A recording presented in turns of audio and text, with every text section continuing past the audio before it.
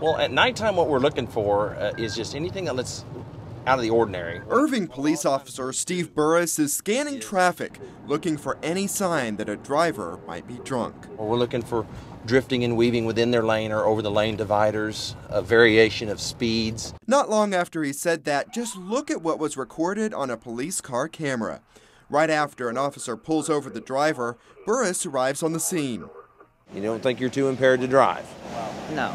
Okay, is there some reason that you ran the red light, you almost took out some crash barrels, you're fishtailing, and you're accelerating heavily? Their conversation is revealing.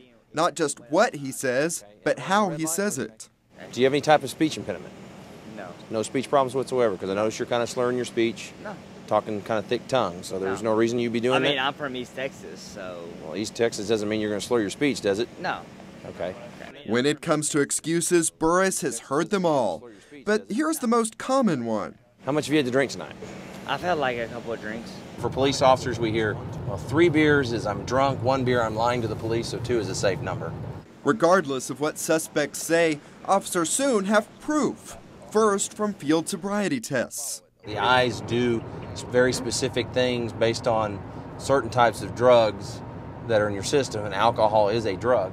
Whenever you're ready, you may begin.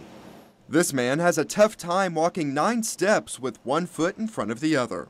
People who are intoxicated have a difficult time dividing their attention between 2 tasks. And these tests are designed to do that. You're looking at your elevated foot and you're counting out loud. Can you count out loud for me? 1001, 1002, 1003. Burris has seen more than enough. What city are you in? Great. Right now, Irvine. Irvine, okay. Go ahead and turn around for me. Did you see how bad his tests were? Did you hear my question at the end of it? How do you think you did on the test? I did pretty good. You think you're okay to drive? Yeah, I'm okay to drive. Instead, he's being driven to the police station.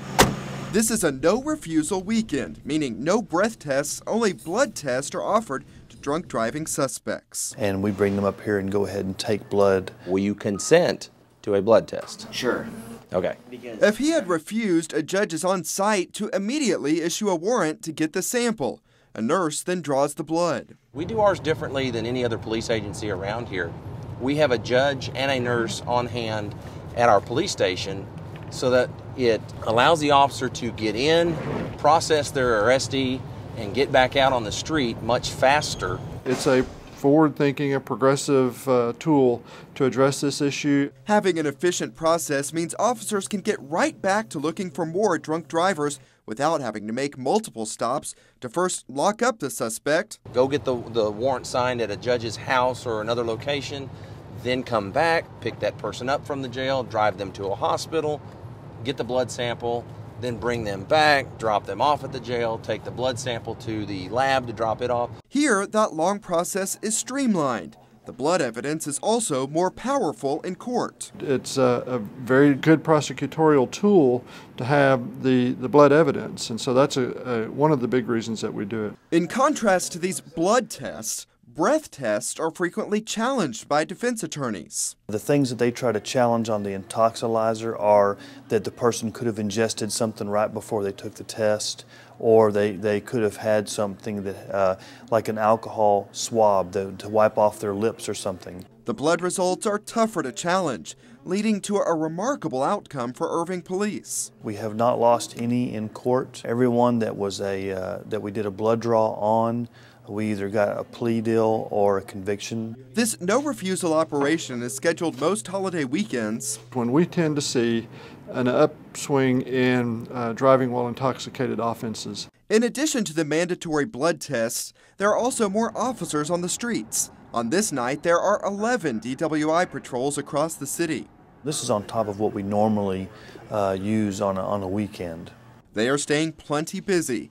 This man can't walk on his own, but police say he was behind the wheel. Going 10 miles an hour down northbound on Beltline from Shady Grove, and apparently he's got some medical issues, but he's also had a bunch of methamphetamines in his pocket. He's very incoherent. This is the methamphetamines doing this to you, man. How big was your beer? Not everyone they stop is found to be intoxicated, but everyone we encountered did have a story. All right, his license is suspended 4 different times. Do you not have a driver's license? No, not yet. How old are you? This girl said she was getting a driving lesson from a friend around midnight on State Highway 183. Okay, well that's something, if you're going to do that, you learn in a parking lot. You don't learn out here on the highway. They are the people sharing the roads with us at any given time. Police hope the no-refusal weekends and their high-profile response draw attention to what's out there. Irving Police Department and the City of Irving takes this as a very serious problem, because it is a serious problem, and we are going to take effective steps to ensure that we're doing our part to deter drunken driving. Officer Burris not only sees the dangers every night he works, he was hit by a drunk driver early in his career. She hit me and shattered my right leg from the knee down in 25 places, and thus began 4 years of reconstructive surgery. It was the moment that made him commit to a career fighting drunk driving. Now here it is almost 19 years later, and I'm still doing what I'm doing. So, What am I being charged for? driving while intoxicated. So a DWI. Yes, DWI. Back at the police station, the suspect we saw flunking his sobriety tests is facing more questions. Drugs or alcohol today? Nope. No drugs at all? No, ma'am. I mean, alcohol. You know where you're at right now? Yep. Where? Jail. He's not there yet, but he soon will be. You ever been to jail before? Nope. This is the first time. Thanks, guys. As he prepares to experience that, Officer Burris is back on patrol, knowing he's outnumbered, You know, for every one that we catch, several hundred of them get by us. but also knowing he's making these streets safer. So I like what I'm doing, and I think it really makes a difference. It's the only thing that I can think of that every night, if you go out and stop a drunk driver, you are potentially saving that unknown family down the street.